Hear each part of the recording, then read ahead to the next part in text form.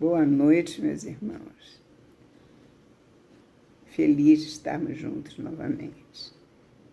Vamos continuar estudando, dando graças a Deus pela possibilidade do estudo e agradecendo sempre por estarmos reunidos mais uma vez.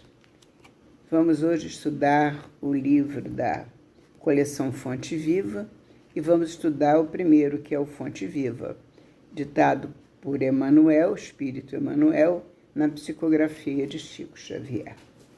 O nome da lição é No Culto à Prece.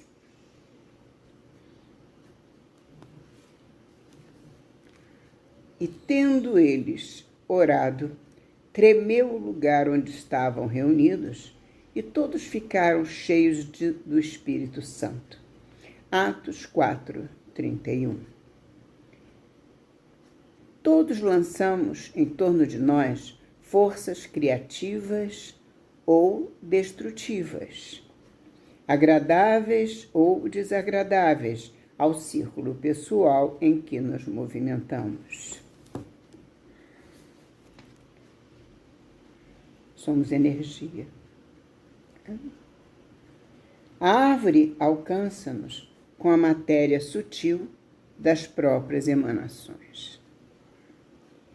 A aranha respira no centro das próprias teias. A abelha pode viajar intensivamente, mas não descansa, a não ser nos compartimentos da própria colmeia.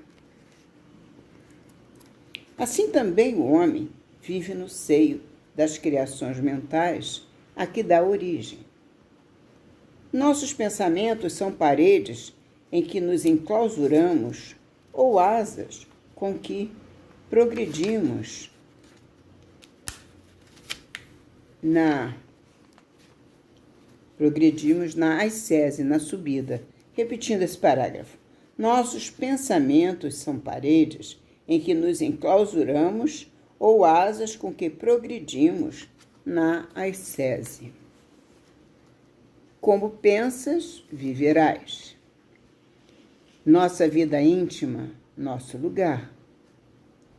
A fim de não perturbemos as leis do universo, a natureza somente nos concede as bênçãos da vida de conformidade com as nossas concepções. Somos nós que criamos tudo que vem para nós. A nossa energia se junta à energia que se aproxima de nós. No caso, aqui Emmanuel citou no começo a árvore que nos lança-nos a matéria sutil das próprias emanações, essas energias agradáveis ou destrutivas no ciclo pessoal em que nos movimentamos, que são forças criativas ou destrutivas, quer dizer, todas as energias que estão em nós, nos nossos pensamentos, nas nossas ações, onde nós nos movimentamos, não é? E então ele diz, a fim de que não perturbemos as leis do universo, a natureza somente nos concede as bênçãos da vida de conformidade com nossas concepções, ou seja, com aquilo que nós criamos. Criamos aonde? Nos nossos pensamentos. Recolhe-te, ou então em nossas ações. Com nossas ações que a gente pensa antes de agir. Portanto, tudo vem do pensamento. Recolhe-te e enxergarás o limite de tudo que te cerca. Recolhe-te e enxergarás o limite de tudo que te cerca. Expande-te e encontrarás o infinito de tudo o que existe. Ao se expandir. Para que não elevemos com todos os elementos de nossa órbita, para que nos elevemos com todos os elementos de nossa órbita, não conhecemos outro recurso além da oração, que pede luz, amor e verdade. Não existe outro recurso, Emmanuel nos diz. A oração que nos eleva nos eleva com todos os elementos de nossa órbita. A prece, traduzindo a aspiração ardente de subida espiritual por meio do conhecimento e da virtude, é a força que ilumina o ideal e santifica o trabalho. Narram os Atos que, havendo os apóstolos orado, tremeu o lugar em que se encontravam e ficaram cheios do Espírito Santo. Sobre a oração, nós temos em Kardec o capítulo Evangelho segundo o Espiritismo, o capítulo 26, em que ele pedi e obtereis, 26 não, 27, pedi e obtereis, quando ele fala das qualidades da prece. É importante a gente ler isso, porque complementa o nosso estudo. Entendeu? Então, Jesus fala sobre uma parábola que ele menciona e Kardec começa dizendo assim. Ele já colocando a parábola, quando Jesus diz: quando orardes, não vos assemelheis aos hipócritas, que afetadamente oram de pé nas sinagogas e nos cantos das ruas para serem vistos pelos homens. Digo-vos em verdade que eles já receberam sua recompensa. Quando quiserdes orar, entrai para o vosso quarto e, fechada a porta, orai a vosso Pai em secreto. E vosso Pai, que vê o que se passa em secreto, vos dará a recompensa. Não cuideis de pedir muito nas vossas preces, mas fazem como fazem os pagãos, os quais imaginam que pela multiplicidade das palavras é que serão atendidos. Não vos torneis semelhantes a eles, porque vosso Pai sabe do que é que tendes necessidade, antes que lhe o peçais. Está em Mateus 6, 5 e 8. Também disse esta parábola a alguns que punham a sua confiança em si mesmos como sendo justos e desprezavam os outros. Então, é a parábola do fariseu e do publicano, que Kardec transcreve aqui. 2 homens subiram ao templo para orar. Um era fariseu, publicano o outro. O fariseu, conservando-se de pé, orava assim consigo mesmo: meu Deus, rendo-vos graças por não ser como os outros homens, que são ladrões, injustos e adúlteros, nem mesmo como esse publicano que estava ao lado. Jejuo 2 vezes na semana, dou o dízimo de tudo o que possuo. O publicano, ao contrário, conservando-se afastado, não ousava sequer erguer os olhos ao céu, mas batia no peito, dizendo: meu Deus, tem piedade de mim, que sou um pecador. Declaro-vos que este voltou para a sua casa justificado. E o outro, não. Porquanto aquele que se eleva será rebaixado, e aquele que se humilha será humilhado. E aquele que se humilha, não. Declaro-vos que este voltou para a sua casa justificado, e o outro não. Porquanto aquele que se eleva será rebaixado, e aquele que se humilha será elevado. Diz Lucas 18, 9 e 14. Essa é a parábola que Jesus nos fala a respeito exatamente dos fariseus e dos publicanos, porque os fariseus eram os homens que dominavam no sinédrio e eram os da alta classe da sociedade. E os publicanos, ao contrário, eram os homens que também tinham dinheiro, porque eles eram cobradores de impostos e exatamente cobravam impostos também dos fariseus, daqueles de alta classe que não queriam pagar nada e pagavam muito, e pagavam aos publicanos. Então, eles detestavam os publicanos. Então, eles diziam que os publicanos eram ladrões. E os fariseus, por sua vez, é que exatamente eram os egoístas, porque eles deixavam vir para fora todo o egoísmo que existia neles. Eles simplesmente só pensavam neles e diziam: eu não sou como este que é ladrão. Ele é que era bom, o outro não era. E ele falava com Deus como se ele fosse uma pessoa, um ser muito privilegiado e muito bom. Então, ele rebaixava o outro e se elevava. Quando Jesus diz que aquele que se eleva será rebaixado. E era exatamente o que os fariseus faziam. Na verdade, nós temos ainda a parábola no mesmo sentido no livro de Caibar Schutel, que ele fala sobre a parábola do fariseu e do publicano, que ele diz assim: quis o mestre mostrar que o orgulho de seita, o orgulho de classe, o orgulho de família, o orgulho pessoal, finalmente, o orgulho em suas múltiplas formas, é mais prejudicial à salvação do que mesmo o publicanismo, como o concebiam os fariseus.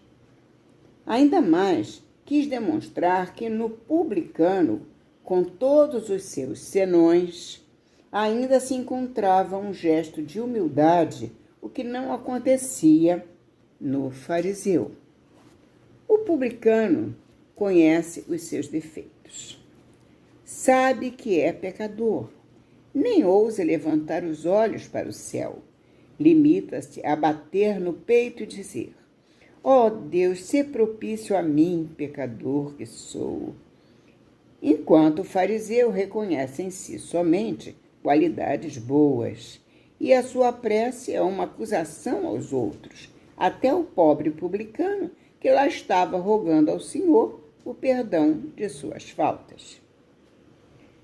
O orgulho é um dragão devorador que destrói todas as qualidades do espírito, enquanto a humildade, ao olhar de Deus, nos eleva à dignidade dos justos. O orgulho é um dragão devorador que destrói todas as qualidades do espírito, enquanto a humildade, ao olhar de Deus, nos eleva à dignidade dos justos. Vale mais ser publicano e miserável do que fariseu coberto de ouro e de pedras preciosas. Exatamente. É o que Emmanuel nos fala na oração, dizendo, né, que a oração nos eleva e nos coloca perto de Deus quando nós oramos do fundo do nosso coração, quando nós damos aquela vibração para o nosso interior, para o nosso coração e nos mostramos entregues, nós nos colocamos totalmente entregues à vontade de Deus. E Deus sabe de tudo que nós precisamos, mas nós temos que ter a humildade de pedir. Porque nós sabemos que muitos dizem assim: por que eu preciso orar, preciso pedir, se Deus sabe tudo que eu preciso? Se Deus sabe de tudo que eu preciso, eu não tenho necessidade de pedir. Não é verdade. Não é verdade. Deus sabe de tudo o que nós precisamos, isso sim. Porém, é preciso que tenhamos a humildade de pedir e saber pedir. Porque o pedido também tem que saber ser feito. Como disse o cego de Jericó, quando Jesus perguntou: que queres que te faça? E ele diz: que eu veja. Só isso que ele disse. Mas ele disse tudo. Ele disse que queria enxergar, ele disse que queria ver. E viu, porque Jesus o curou imediatamente. E a gente sempre fala sobre o cego de Jericó, porque o exemplo dele é imenso. Ele diz três palavras, que eu veja. E, no entanto, ele conseguiu tudo. Para que nos elevemos com todos os elementos de nossa órbita, diz Emmanuel, não conhecemos outro recurso, além da oração, que pede luz, amor e verdade. A prece, traduzindo a aspiração ardente de subida espiritual, por meio do conhecimento e da virtude, é a força que ilumina o ideal e santifica o trabalho. Narram os atos que, havendo os apóstolos orado, tremeu o lugar em que se encontravam e ficaram cheios do Espírito Santo. Iluminou-se-lhes o anseio de fraternidade, engrandeceram-se-lhes as mentes congregadas em propósitos superiores, e a energia santificadora felicitou-lhes o Espírito. Os apóstolos, quando se entregaram definitivamente a Jesus, eles receberam no Pentecostes, quando eles se entregaram definitivamente a Jesus, todos os poderes que Jesus lhes passou para que eles pudessem fazer o que, pelo menos em parte, o que ele fazia: tratar dos doentes, curar aqueles que eram necessários ser curados, enfim, eles passaram a ter essas possibilidades. Não ouvides, pois, diz Emmanuel, que o culto à prece é marcha decisiva. A oração renovar-te-á para a obra do Senhor, dia a dia, sem que tu mesmo possas perceber. Ore todos os dias.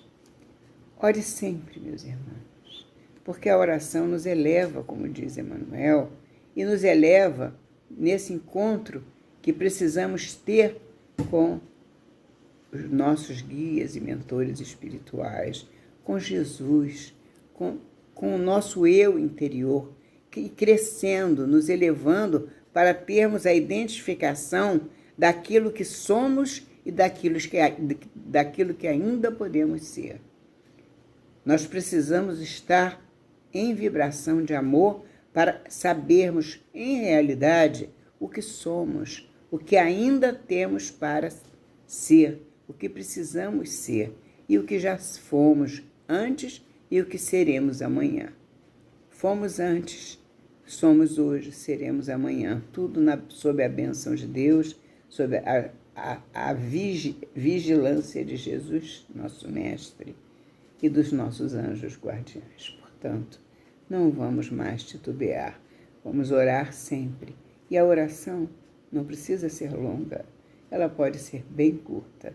Como disse Zé a Jesus, ele entrava na igreja, o Senhor, e não sabia orar. E dizia assim: Jesus, eu sou o Zé.